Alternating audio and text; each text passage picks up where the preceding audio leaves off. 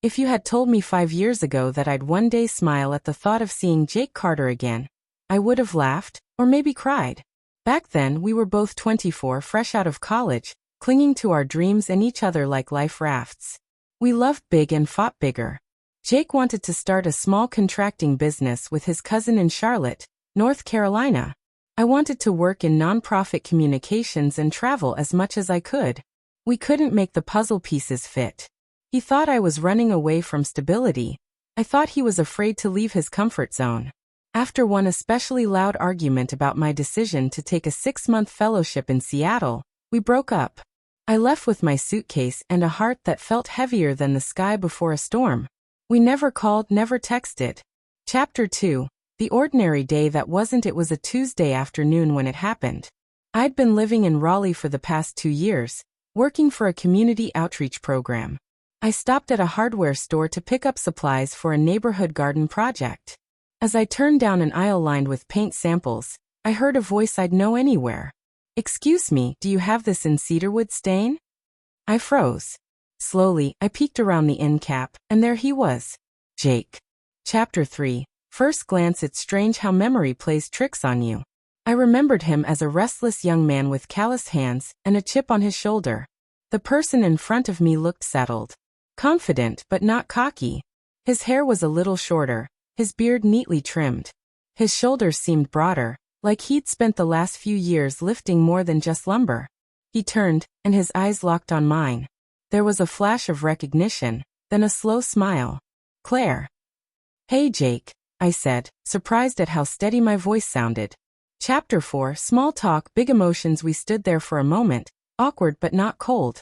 He asked about my work, and I told him about the garden project. He told me his contracting business had taken off. They'd even been featured in a regional magazine for restoring historic homes. There was something in his voice I hadn't heard before. Pride, yes, but also patience.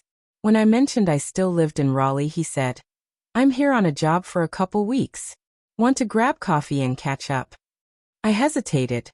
Part of me wanted to guard the life I'd built, but another part wanted to know who this new Jake really was. "Sure," I said. Chapter 5. The coffee shop window. The next afternoon, we met at a cafe near the city center. We sat by the window, sunlight pooling between us like a warm reminder that time had passed. We talked for hours. Not just about work and travel, but about the mistakes we'd made, the ways we'd grown. Jake admitted he'd been stubborn back then. "I was scared you'd go find something or someone better," he said, looking down at his coffee. "So I tried to hold you in place." I admitted I'd been too focused on proving I could stand on my own. "I didn't know how to love someone and still chase my own dreams," I said. Chapter 6. The walk. When we left the cafe, we wandered through the park. The dogwood trees were in bloom, petals drifting across the path like tiny paper boats. We didn't hold hands, but our steps fell into the same rhythm. He told me about mentoring apprentices, how he enjoyed teaching them more than he expected.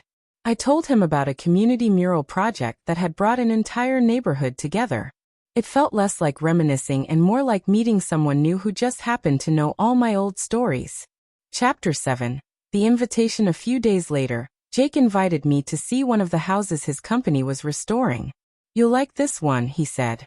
"It's got history, and a lot of character." The house was a 2-story craftsman with peeling paint and a wraparound porch. As he showed me around, his eyes lit up explaining each detail: the original hardwood floors, the stained glass windows they'd preserved, the hidden staircase they'd uncovered during renovations. Watching him work, I realized something. He wasn't just building houses. He was building a life he was proud of. Chapter 8. The question. That night, we sat on the porch steps of the house, looking out at the quiet street.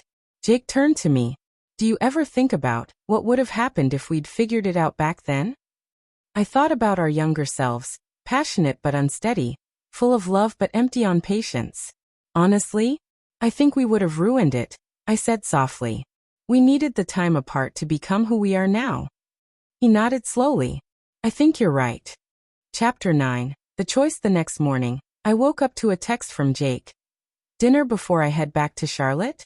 I stared at the message for a long moment. I wasn't sure what the future looked like for us. whether this was a second chance or simply a kind goodbye. But I knew one thing.